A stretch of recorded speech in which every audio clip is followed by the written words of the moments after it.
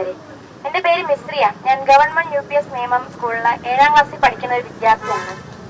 എനിക്ക് നിങ്ങളോട് എന്ത് പറഞ്ഞു തുടങ്ങണം എന്നറിയില്ല. പക്ഷെ ഇത്രയും പേരിവിടെ പറഞ്ഞപ്പോൾ എന്റെ ഉള്ളിൽ തോന്നിയതും കൂടി എനിക്ക് നിങ്ങളുമായി പങ്കുവെക്കാൻ ഒരു ആഗ്രഹം. ഇന്ന് രാവിലെ തുടക്കമതാണ്. ഇന്ന് രാവിലെ എന്റെ അച്ഛൻ എല്ലാ ദിവസവും രാവിലെ അമ്മ പത്രം വായിക്കണം, ഇല്ലെങ്കിൽ ഭയങ്കര ടെൻഷനും ദേഷ്യമാണ് പുള്ളിക്ക്. രാവിലെ എണീക്കുമ്പോൾ തന്നെ ഗേറ്റിന്റെ അടുത്തേക്ക് ഓടും പത്രം എടുക്കാൻ. ഇന്നും അതുപോലെ പോയി എടുത്ത് കുറച്ച് സമയം കഴിഞ്ഞപ്പോൾ അച്ഛന്റെ മുഖത്ത് വല്ലാത്തൊരു ദേഷ്യം. എന്നിട്ട് അച്ഛൻ സ്വയം പറയുവാണ്, ഇയാളെയൊക്കെ എങ്ങനെ വെറുതെ വിടാൻ തോന്നുന്നു? എനിക്കൊന്നും മനസ്സിലായില്ല. അതുപോലെ തന്നെ അമ്മയ്ക്കും. ഞാൻ അച്ഛനോട് ചോദിച്ചു, എന്തു പറ്റി ഭയങ്കര ദേഷ്യത്തില്, പാർട്ടി വല്ലതും പൊട്ടിയോ? എന്റെ അച്ഛൻ പാർട്ടിക്കാരനാണ്.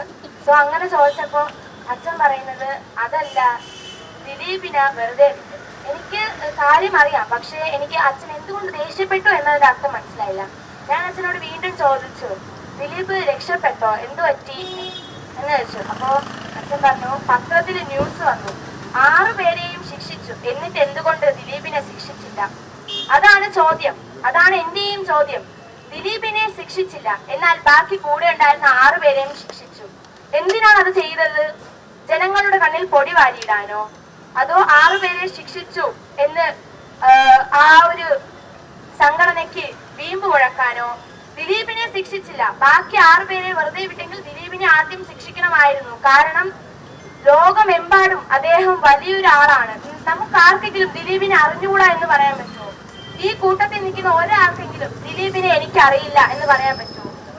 ഇല്ല. കാരണം ദിലീപ് നമ്മളിൽ ഏറെ പ്രശസ്തമായ ഒരാളാണ്, അല്ലേ?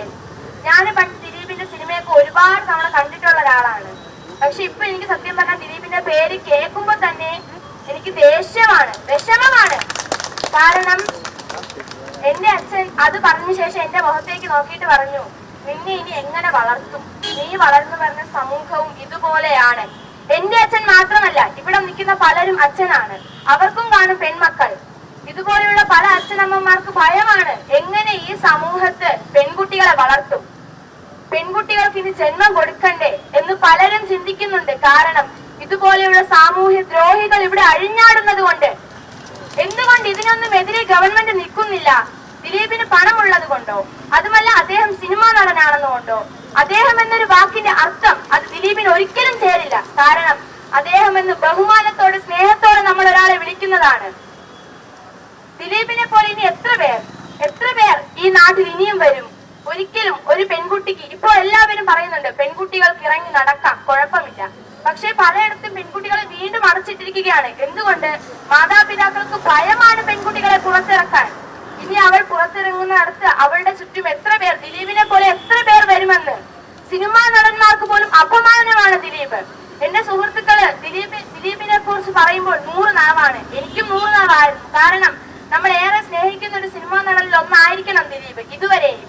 പക്ഷെ ഇപ്പോൾ എനിക്ക് എന്നോട് തന്നെ പുച്ഛവും ലജ്ജവും തോന്നുന്നു, ഇത്രയും നാൾ അയാളുടെ സിനിമ കണ്ടതിൽ. കാരണം അയാളുടെ സിനിമയിൽ എത്ര നല്ല റോളാണോ അയാൾ അഭിനയിച്ചത്, അതിനേക്കാൾ വൻമതിൽ മാസായിട്ടാണ് അയാൾ ജീവിതത്തിൽ പ്രകടമാക്കുന്നത് ഓർക്കുമ്പോൾ അദ്ദേഹത്തെ നിർത്തി പൊരിക്കാനുള്ള ദേഷ്യമുണ്ട് എനിക്ക്.